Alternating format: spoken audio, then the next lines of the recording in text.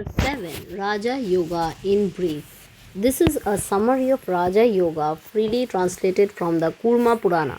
The fire of yoga burns the cage of sin that is around a man. Knowledge becomes purified and nirvana is directly obtained. From yoga comes knowledge. Knowledge again helps the yogi. He who is a compound of both yoga and knowledge, with him the Lord is pleased. Those that practice Mahayoga either once a day or twice a day or thrice or always know them to be gods. Yoga is divided into two parts.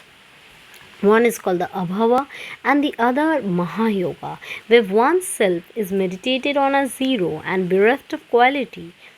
That is called Abhava. The yogi, by each one, realizes his self, that in which one sees the self as full of bliss and bereft of all impurities, and one with God is called Mahayoga.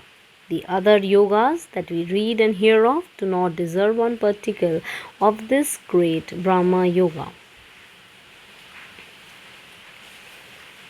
in which the yogi finds himself and the whole universe as God himself. This is the highest of all yogas. These are the steps in Raja Yoga. Number 1. Yama. What is Yama?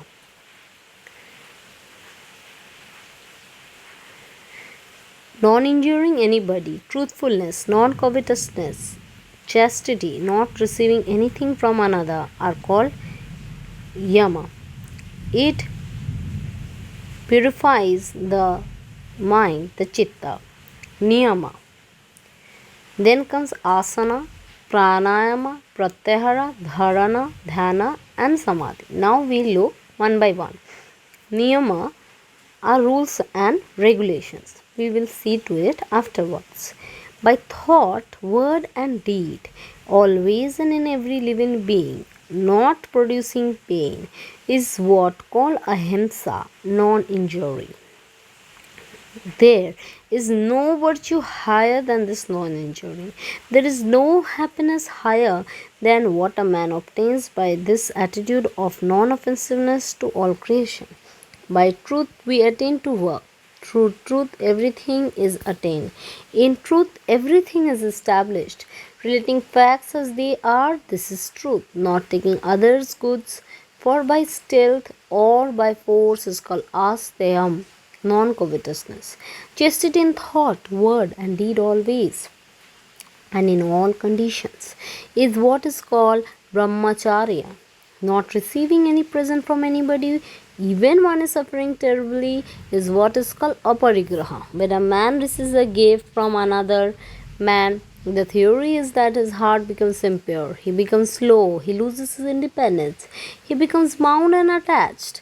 The following are helps to success in yoga. Niyama, regular habits and observances. Tapas, austerity. Shraddha, study. Santhela, contentment. Saucham, purity. Isvara, pranidhana, worshipping God. Fasting, or in other ways controlling the body, is called the physical tapas. Repeating the Vedas and other mantras by which the sattva, material in the body, is purified, is called study, shraddha.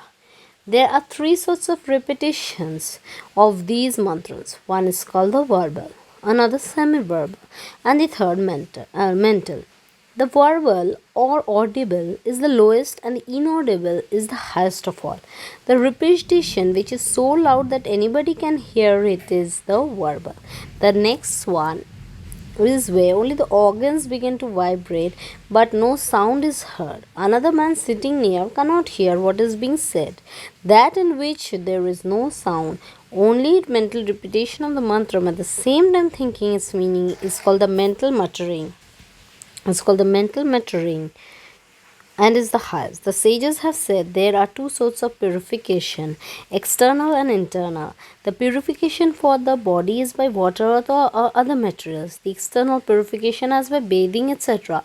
Purification of the mind by truth and by all the other virtues is what is called internal purification. Both are necessary.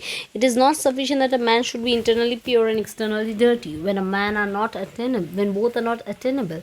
The internal purity is the better. But no one will be a yogi until he has both. Worship is by praise, by memory, by having devotion to God.